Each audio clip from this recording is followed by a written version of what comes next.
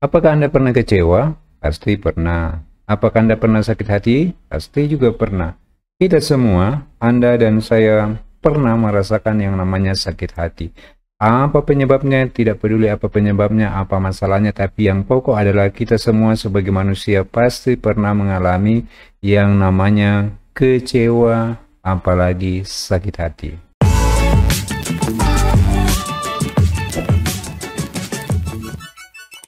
Bukan kecewanya yang penting, bukan sakit hatinya yang menjadi pokok pembicaraan kita, tapi bagaimana kita keluar dari rasa sakit hati itu, rasa kecewa itu, sehingga kita bisa menjadi pulih seperti sedia kala. Itulah yang akan kita bahas pada kesempatan ini. Mari kita lanjutkan. Yang pertama dan yang paling pokok, ketika Anda mengalami kecewa dan sakit hati, poin pertama dan yang utama yang harus Anda lakukan adalah ini, poin nomor 1. Komunikasikan itu dengan Tuhan Anda. Saya tidak peduli apapun agama Anda, tetapi ini yang harus selalu menjadi poin yang pertama ketika Anda mengalami sakit hati atau Anda mengalami kekecewaan dari orang lain. Sampaikan itu kepada Tuhan. Caranya begini. Silakan Anda duduk, lalu tutup mata Anda. Lalu bayangkanlah itu Anda sedang berbaring di pangkuan Tuhan. Diamlah, sampaikanlah itu dalam hati kepada Tuhan.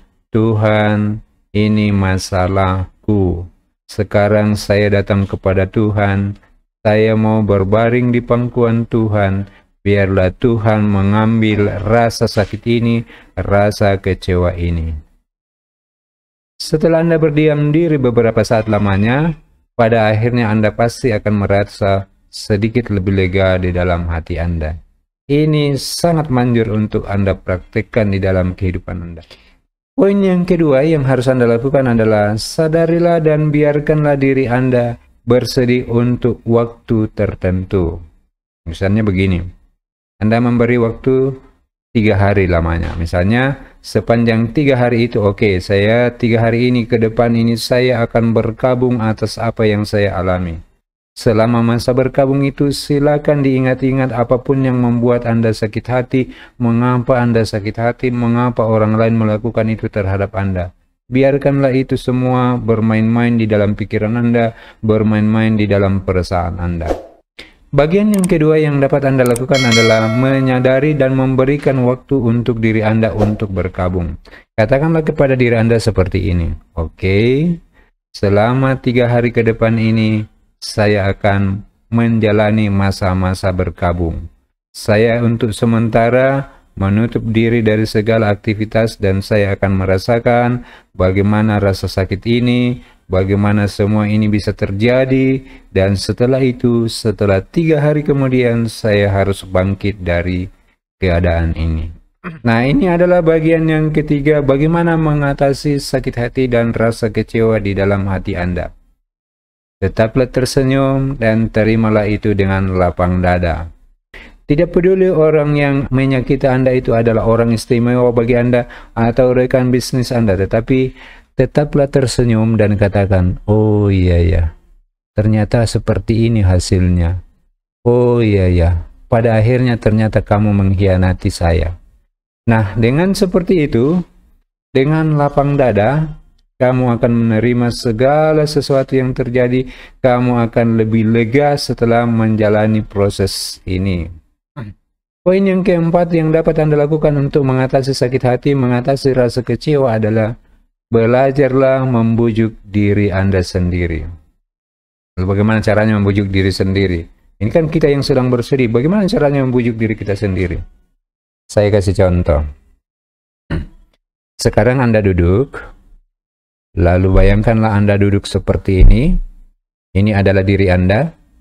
Lalu silakan jiwa Anda keluar dari diri Anda itu. Lalu dari luar Anda melihat diri Anda itu. Lalu kemudian bayangkanlah dia sedang bersedih, duduk sendiri, sedang bersedih, menjalani masa-masa kekecewaan hatinya. Lalu dari jauh Anda menepuk dia, hei, saya tahu kamu bersedih, saya tahu kamu kecewa, tapi kamu tidak mungkin tetap terus-menerus tinggal di dalam kekecewaan itu. Saya percaya bahwa kamu mampu untuk mengatasi rasa kecewa itu. Saya percaya bahwa kamu bisa keluar dari rasa sakit ini. Tetapi dengan satu catatan, kamu harus punya tekad yang kuat, kamu punya niat yang kuat untuk keluar dari kesedihan ini, kekecewaan ini. Jadi seperti itu caranya, membujuk diri sendiri. Kita keluar dari diri kita sendiri, lalu kita bercakap-cakap dengan diri kita sendiri, kita membayangkan diri kita sedang berhadapan dengan kita sendiri. Dengan begitu, kita bisa membujuk diri kita sendiri. Ayolah, jangan tetap berada di dalam masalah itu. Itu cara yang keempat. Kita lanjutkan cara yang kelima. Yang kelima, cari sugesti dalam diri Anda yang bisa membangkitkan semangat Anda. Bagaimana caranya mencari sugesti? Kita lagi kecewa, kita lagi sakit hati, bagaimana caranya mencari sugesti untuk dapat menguatkan diri kita? Misalnya seperti ini.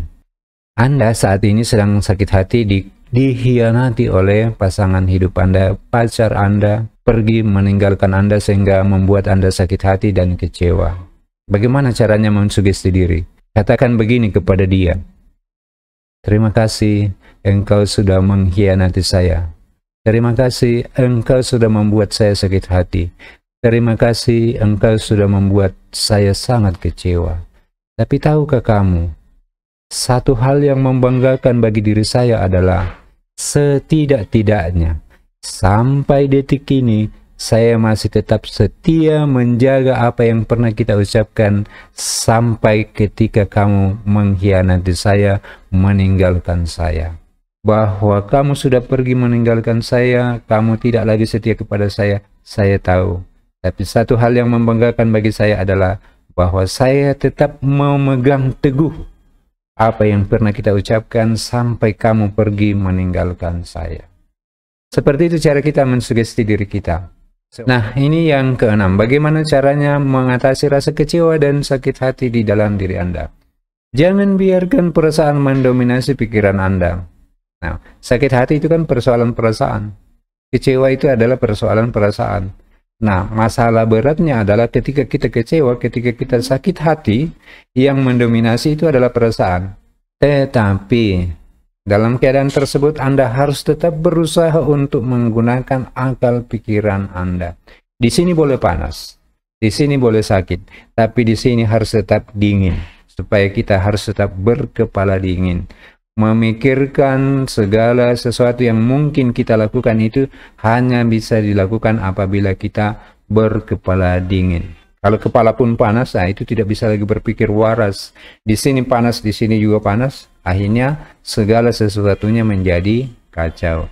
Jadi saya ulangi, di sini boleh panas, tetapi di sini harus tetap sejuk untuk berpikir. Susah, memang susah, tapi itu bisa diusahakan. Belajarlah untuk mengendalikan perasaan Anda dengan menggunakan akal pikiran kita.